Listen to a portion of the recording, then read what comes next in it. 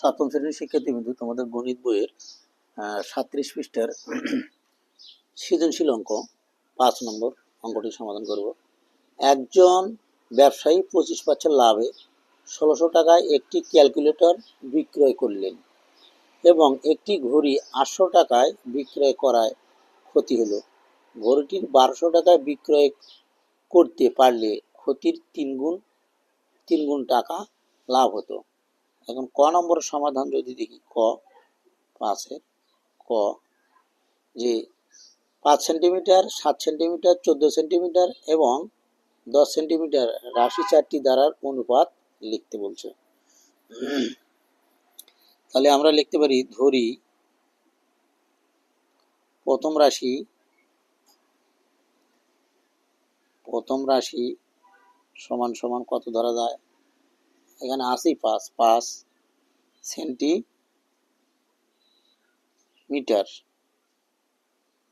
দ্বিতীয় রাশি কত হয়, 7 সেন্টিমিটার। তারপরে তৃতীয় রাশি সমান সমান 14 সেন্টিমিটার এবং চতুর্থ রাশি সমান সমান 10 সেন্টিমিটার। এই তিনটা রাশি। তাহলে আমরা জানি যে প্রথম রাশি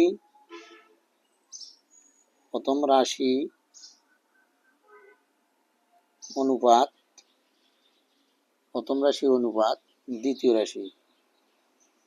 দ্বিতীয় রাশি সমান সমান কত, প্রথম রাশি কত 5, দ্বিতীয় রাশি 7, তাহলে 5:7।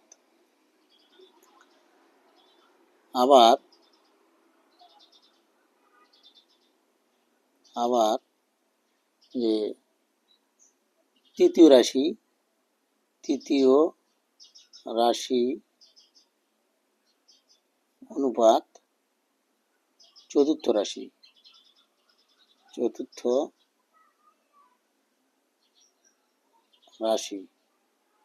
তৃতীয় রাশি কত 14 অনুপাত 10। এখানে যদি আমরা অনুপাতকে যদি 2 দিয়ে ভাগ করি, 14/2 অনুপাত 10/2, ভাগ করি 7 হয়, এখানে কিন্তু 5, তাহলে কত হলো, তাহলে এখানে হচ্ছে 5/7/5 এটা হয়। তাহলে আমরা ক্রমিক সমানুপাতের সূত্র যদি আমরা দেখি, দেখো ক্রমিক সমানুপাতের সূত্র যদি দেখি, যে প্রথম রাশি অনুপাত দ্বিতীয় রাশি সমান সমান তৃতীয়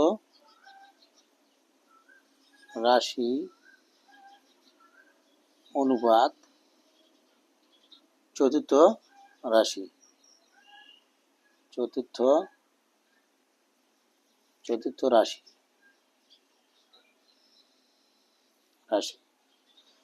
এটা যদি আমরা দেই, সুতরাং প্রথম রাশি আছে কত, প্রথম রাশি আছে 5 অনুপাত দ্বিতীয় রাশি আছে কত 7।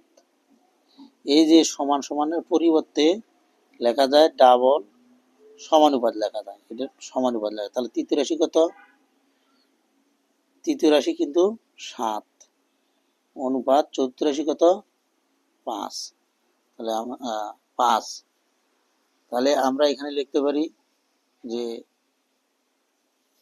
উত্তরে লিখতে পারি, এখানে আমরা যে ডাবল আছে, তাহলে এখানে লিখতে পারি আমরা কত, যে 5/7, দেখো এই 10 আছিল, 10 অনুপাত আমরা এটা প্রমাণ করে দিছি যে এখানে 5/7 এটা যদি হয়, তাহলে এখানে আমরা আছে কত 10 দিতে পারি, 10 অনুপাত কত 14 দিতে পারি।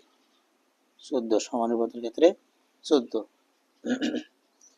এটাই হলো আমাদের উত্তর, কর উত্তর গেল। খ কি বলছে?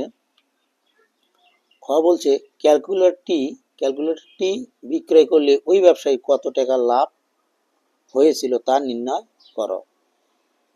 তাহলে 25% লাভ করছে, তাই না? 25% কিন্তু লাভ করছে। তাহলে লাভে বিক্রয় মূল্য সূত্র আমরা জানি, লিখতে পারি আমরা। ধরি খ নম্বর 5 খ, ধরি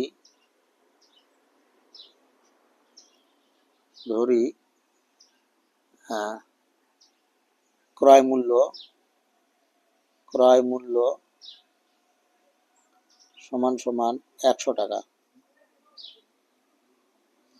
25% লাভ করলে যোগ হয়।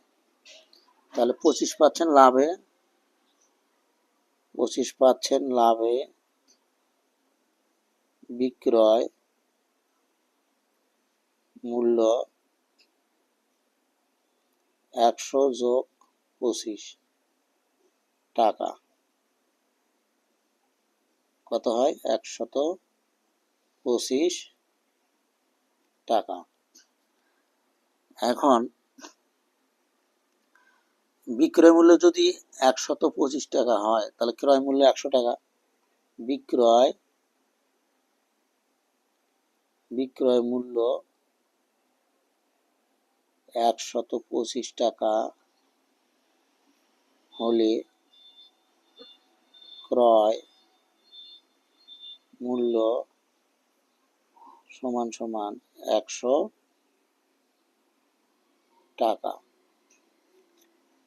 সুতরাং বিক্রয় মূল্য 1 টাকা হলে ক্রয় মূল্য 100 ভাগ 125 টাকা। সুতরাং বিক্রয় মূল্য কত টাকা বলছে? এই যে 1600 টাকা। 1600 টাকা হলে ক্রয় মূল্য হবে 100 গুণন 1600 নিচে 125। যদি আমরা ভাগ করি, দেখো, যদি আমরা এখানে 25 দিয়ে ভাগ করি, 25 দিয়ে যদি ভাগ করি, এখানে হবে 4 আর এখানে হবে 5। 5 দিয়ে যদি আমরা এটাকে ভাগ করি, কত আসে? তাহলে এখানে আসবে হলো 3 বার যাবে, 3 বার 3 5 15, 15 2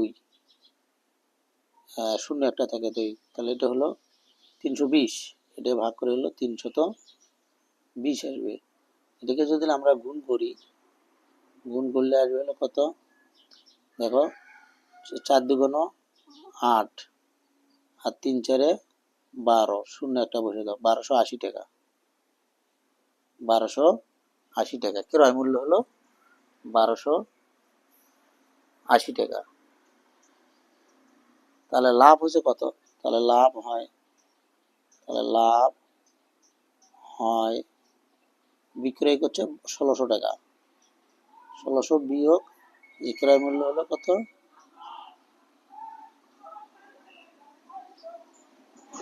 1280 টাকা। বিয়োগ করলে কত হয়? 320 টাকা। উত্তর 320 টাকা। এটা গেল হলো খর উত্তর। গ কি বলছে? যে ঘড়িটি 800 টাকা বিক্রয় করায় ওই ব্যবসায়ীর শতকরা কত টাকা ক্ষতি হয় তা নির্ণয় করো। এই যে একটি ঘড়ি যদি 800 টাকা বিক্রয় করায় ক্ষতি হলো, ঘড়িটা যদি 1200 টাকা বিক্রয় করতে পারতো, তাহলে 3 গুণ লাভ হতো। 3 গুণ লাভ হতো তার কিন্তু। তাহলে আমরা এখানে যদি সমাধান দেখি, 5 গ নম্বর সমাধান, যে মনে করি মনে করি ঘড়িটির ক্রয় মূল্য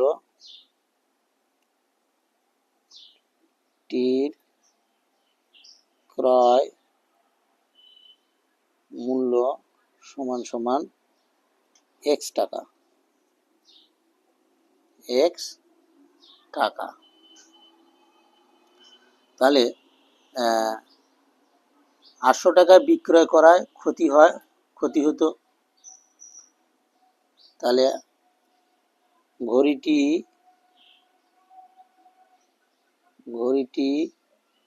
800 টাকায়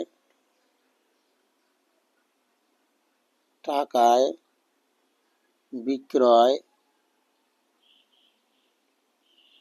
করায়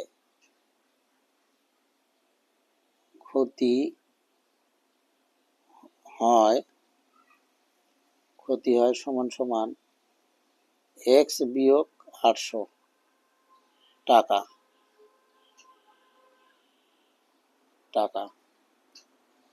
এটা হলো ক্ষতি।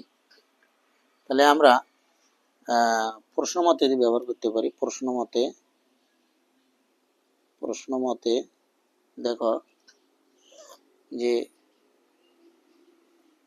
1200 বিয়োগ ক সমান সমান 3 ক বিয়োগ 8। এই 3 এটা কেন হলো? এই যে এটা যেটা এক্স, আমরা ধরি এক্স ধরি, ক না ধরে এক্স ধরছি। এক্স এই যে লাভ হতো 3 গুণ, এই যে 3 গুণ সেজন্য দেওয়া হয়েছে এখানে। তাহলে বা 1200 বিয়োগ এক্স সমান সমান গুণ করলে 3x মাইনাস 3 আটা 24, বা যদি আমরা এটা নিয়ে যাই, দেখো 1200 এপাশে মাইনাস এপাশে এসে প্লাস হবে 2400 সমান সমান 3 এপাশে মাইনাস এপাশে এনে প্লাস নিয়ে দিলাম। তাহলে বা এটা হলো 3টা এক্স আর 4টি এক্স করলাম। এটা যদি যোগ করি তাহলে হবে কত? 4000। যোগ করলে কত হয়? না 2400 আর 1200 3600, সরি 3600। তাহলে এখানে বা x ইকুয়াল টু 3600 ভাগ 4। সুতরাং x ইকুয়াল টু আসবে হলো কত? x ইকুয়াল টু আসবে হলো 9। এটা কাটে হবে 900। তাহলে x এর মান বাড়ার হলো কত? 9। তাহলে ঘড়িটির ক্রয় মূল্য কত? সুতরাং ঘড়িটির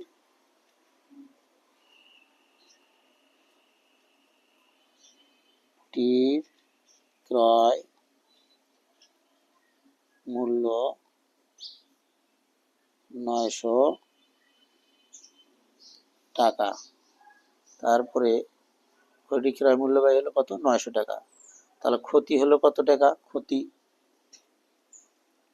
তাহলে ক্ষতি হয় কত ছিল? এই যে এক্স মাইনাস 8 টাকা। তাহলে এক্স এর মান কত হলো? 900 বিয়োগ 800 টাকা কত হয়? 100 টাকা। ক্ষতি হয়েছে কিন্তু 100 টাকা। তারপরে দেখো 900 টাকায় ক্ষতি হয়, কিন্তু শতকরা যেহেতু বাই করতে বলছে, 900 টাকায় ক্ষতি হয় 100 টাকা। তাহলে 900 টাকায় ক্ষতি হয় 100 টাকা। সুতরাং 1 টাকায় ক্ষতি হয় 100 ভাগ 900। সুতরাং শতকরা যেহেতু বলছে, ক্ষতি হয়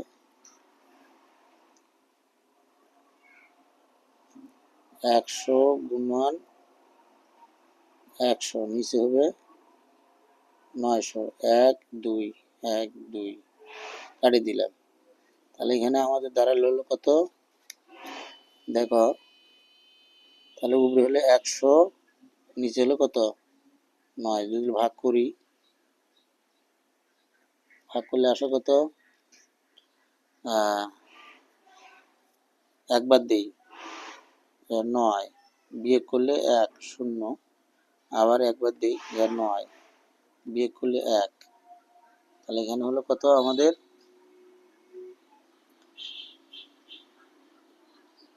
আমরা যদি দিই সমস্ত আকারে দিই তাহলে 1/9%। উত্তর হলো 11 সমস্ত 1/9%। এটা হলো গড় উত্তর। সৃজনশীল প্রশ্নটির সমাধান শেষ।